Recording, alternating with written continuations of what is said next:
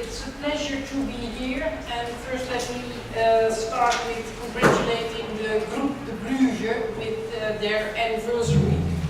Thank you very much. Okay. Yeah. With the 20th anniversary, you have done a lot of good work, because it's not for nothing when a European or one of the ministers of the member states asked a think tank to advise them on the future of the common agricultural policy. But after 20 years you have to rethink your next phase. And I think after having congratulated you, I think there is a lot of work ahead. Not only for the CAP in Europe, but also outside Europe. By the way, you as participants were introduced to me as people who know exactly what the common agricultural policy is. So you're insiders, and it's not necessary to explain the common agricultural policy. Is that the case? Is that true? Otherwise I have to give the floor back to Ari, because then he has to explain, because I don't know how he used to explain the CAP. Otherwise I will do it in my way. But having said this, and looking at your non-verbal communication, you are experts in this field, and I would say we need the CAP, but also other policies to develop agriculture in a more qualitative way. We have to feed, as it is expected, 9 billion people by 2050, and we have to do it in a sustainable way. And if you look at what is going on right now, we are using already about 3 times the amount of energy, soil, and all other things than 3 times more than our planet can regenerate. So there is a lot of work ahead. And having said this, I think it is also crucial to start in your next phase awareness raising, because we as consumers most of the time have no clue where and how our food is produced.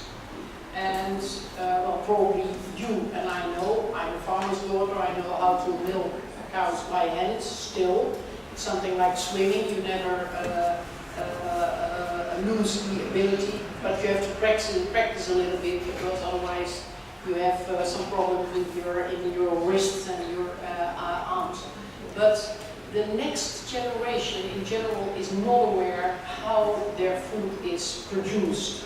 And if you're not aware how your food is produced, and you're not connected with food production and how life at a farm or in a greenhouse or at a fishery vessel, how real life is, how can you value your food, and how can you value it to the right level, to the right extent.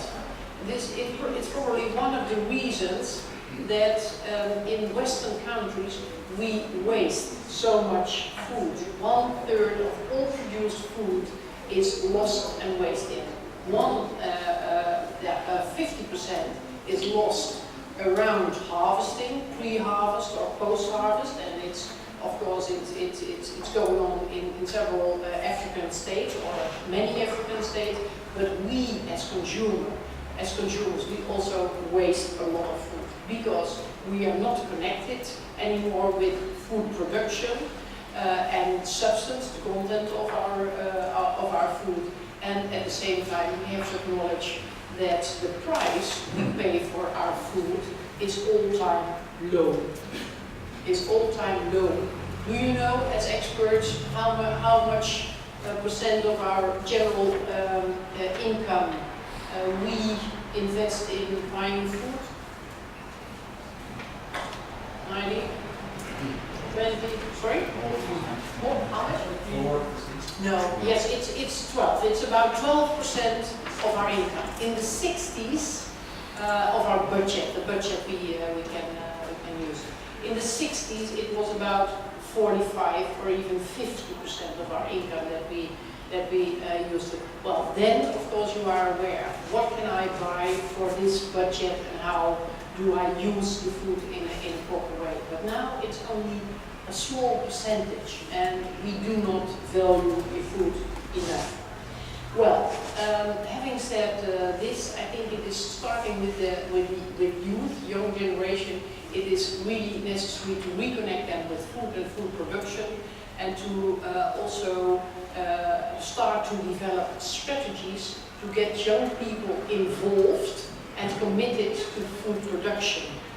Because if you look at the rural area, I don't know how it is in Italy, I have to admit, but if you look at the rural area in, for instance, the Netherlands or in Spain, many people are leaving the rural area, are not ready to take over the farm because it's a huge investment and there are a lot of insecurities in future, hard work and not always a very good income.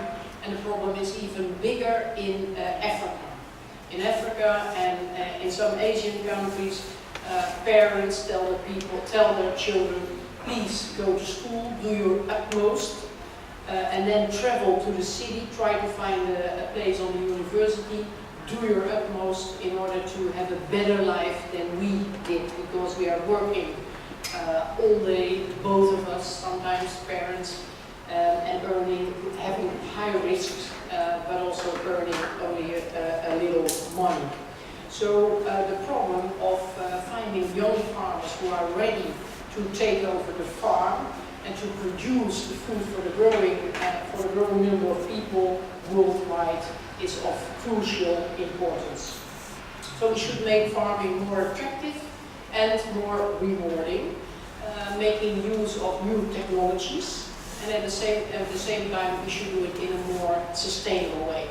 And in my view, innovations, innovative approaches like GPS farming, innovations, new techniques, more crop drop, for instance, and sustainability have to go hand in hand. For that reason, I'm in favor of the movement that has been launched in September last year during the climate summit in New York, and it's the Global Alliance for Climate Smart Agriculture. How can agriculture contribute to adapt and mitigate the climate change? Because beside the fact that we have to feed more and more people in a sustainable way, agriculture and food production is also part of the problem of climate change. And we have to address both. We have to feed 9 billion people and we have at the same time to address the climate challenge. Well, until now, and probably you are aware of this, until now, the climate negotiations and the climate people are totally separated from the people who are dealing with food security, food quality, food production, agriculture, horticulture, etc. And you know why? Because agriculture is part of the problem. Agricultural production is producing a lot of greenhouse gases, so agriculture and food production is considered as part of the problem, which is true. But at the same time, we all know that we will never, well, I don't know whether you all know, but we have to know and we have to become aware that we will never find solutions for climate change if we do not start to consider agriculture and food production also as part of the solution. So that's easier said than done, because climate negotiators are trying to keep the door locked towards the two people from agriculture and food production, and they are in their own pillar, negotiating about the future of climate. Forget it, there will never be a sustainable solution if you do not include those who are also part of the problem. But start to rethink and to have a paradigm shift, or to create a paradigm shift, make them part of the solution. Or to put it in another way, very poor farmers have only one problem in their life, and that is that they have to think, how do I feed myself and my family today and tomorrow, and probably also next week. But the same farmers, whether it's a woman or a man, they are happy to have more problems. As soon as they have dealt with their own their one problem, how to feed themselves and how to feed their family, they are open to take also other concerns on board. So many farmers are happy to take on board more problems because it means that they have solved the problem of how to feed themselves and how to feed their family.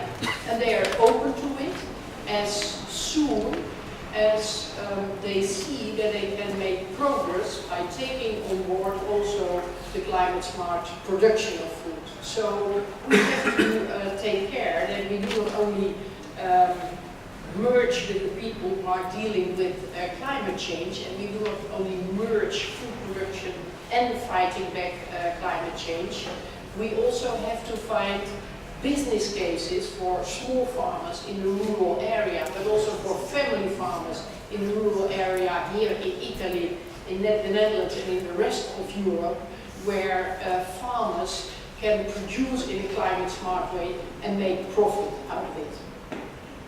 If climate change is only causing new regulations and more bureaucracy, forget it, farmers will not be able to give the right answer. But if they can make a better price, a better living, they will be extremely happy to take this on board. Now, okay, about the new CAP, I think the direction of the new CAP is a promising one because it is stimulating innovative approaches, it is stimulating more sustainable production, and I think it's also contributing in making the world market a more transparent place. Because we all know that we have trade barriers, we have import, tariffs, etc. In this new CAP, they are gone. And the least developed countries have even more space to do that thing. That doesn't mean that least developed countries are already taking all the room they can have. It doesn't mean that we do not have our problems within the WTO. There are still a lot of problems, but these problems are not caused by our CAP. So I think it is a challenge or probably an invitation to the group de Bruges to explain to many people, and this initiative is a very good one, and to invite people to also think about the future of agriculture. It is about the future of their food system and of how to maintain both the planet in a proper way and how to feed 9 billion people by 2050 in a fruitful way. Let me mention one more thing. I'm very much in favor of not only add things to food to have better nutrition. I'm very much in favor of also investment in nutrition sensitive foods. It can be done in a proper way, but we have to rethink the whole process of starting material, the quality of soils. This is the International Year of Soils. It starts, of course, with the quality of soil, then with the quality of starting material. How do you, if you use fertilizer, what kind of fertilizer and how do you use them in a proper way? How can you guide and guarantee food safety, because this is also crucial. But the quality of starting material, the quality of soil, and the quality of caretaking of the production of food is of immense importance. Mr. Chair, I'd like to stop here. I'm curious to have an interaction with you, but I'm also curious to listen to the other introductions, and probably, well, I'm quite sure that we will have an interesting debate. Thank you very much.